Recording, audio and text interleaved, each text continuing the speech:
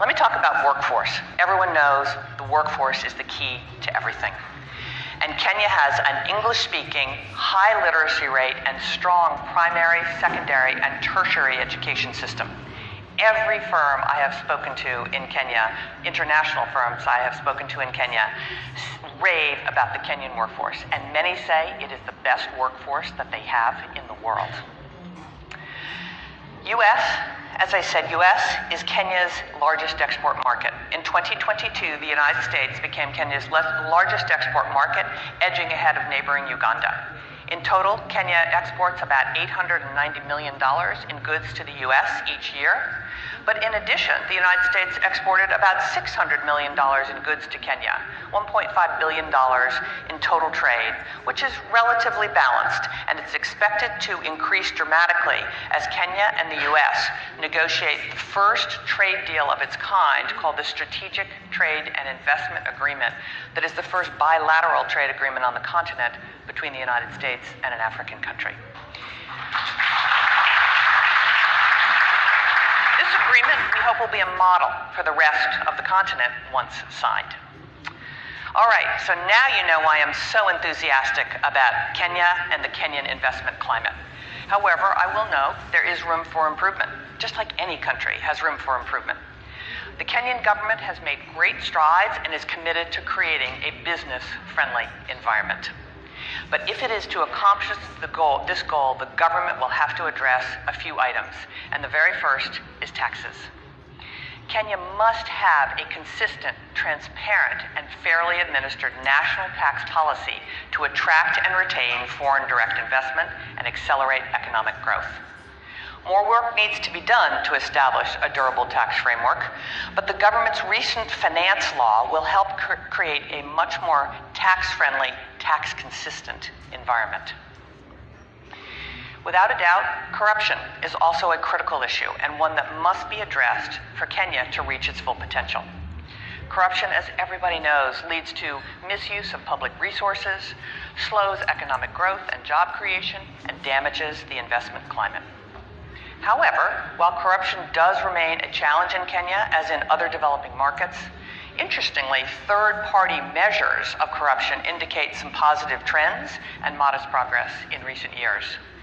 I also know that President Ruto is serious about curbing corruption, calling out government agencies that engage in unscrupulous practices, and firing government ministers that are involved. Let's turn to debt for a second. Kenya, like many developing countries, is burdened with high debt, limiting its ability to fund public services and infrastructure in line with its ambitions. According to the IMF, Kenya's debt to GDP ratio is 69%, but this number is not actually an outlier among developing countries. For comparison, Malaysia's debt to GDP ratio is 69%, and India's ratio was 83% in 2022. Now, let's turn to manufacturing. This is an excellent opportunity to put to rest the argument that Kenya is not a manufacturing country. True, Kenya has lots of room to grow in this sector, but manufacturing is definitely happening in Kenya. And let me tell you about a few that I think will particularly interest this audience. Gearbox is a high-mix, low-flow electronics manufacturer in Nairobi, runs a state-of-the-art surface mount assembly line. And they started in November of 2022 manufacturing Raspberry Pi's Pico product for the African market. Gearbox's production quality meets or exceeds that of Raspberry Pi's other production sites in, catch this, Wales and Japan, with a first-pass yield of 99.6%. Semiconductor Technologies Limited, called STL, a US-owned semiconductor manufacturing and nanotechnology company domiciled in Kenya, is growing very rapidly and beginning first-pass runs of production. They've hired more than 80 engineers in the past 2 years, and I think this could be a big opportunity for Kenya. CCI Global, the largest business process outsourcing company in Kenya, is doubling its workforce to 8,000. In the next year, CCI will add 4,000 jobs in Kenya for companies like American Airlines, United Airlines, Spirit Airlines, JetBlue, AT&T, and Shipt. This could be the new destination for call centers, customer support centers, and business process outsourcing. There's also a robust and growing e-mobility manufacturing and assembly industry in Kenya. Kenya, I believe, is the future for Africa's 2- and 3-wheel e-vehicles and e-buses.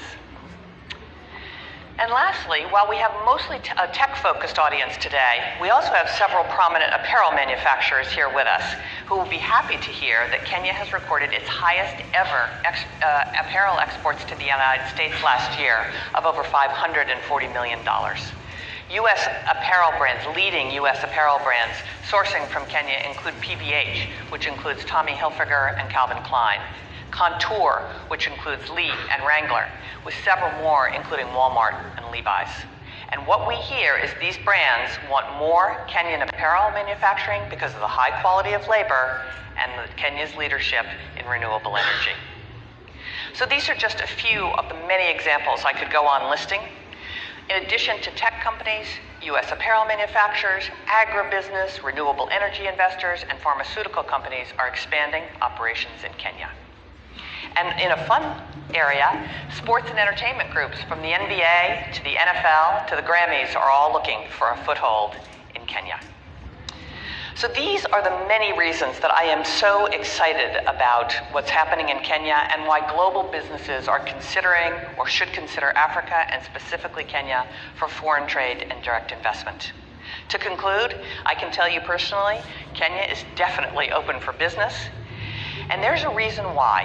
According to Bloomberg, in a recent article, Kenya is poised to be the Singapore of Africa. And that is a huge achievement. But I bet you would like to hear from the President of Kenya himself. So I'm delighted to be joined today by President William Ruto, who has shown true commitment to strengthening the U.S. economic partnership and to shared prosperities between our two countries. Mr. President.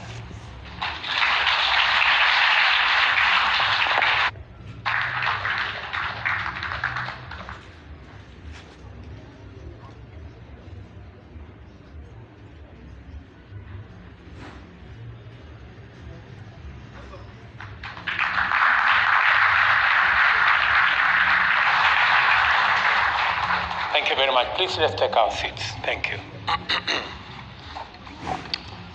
Thank you very much, Meg. And I know you did refer me to your friend. I think it's much more than that. Let me confirm that she's my big sister.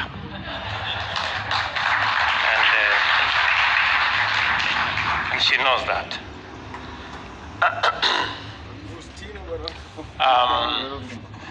Ambassador Meg Whitman, British Robinson, Prosper Africa Coordinator, distinguished guest.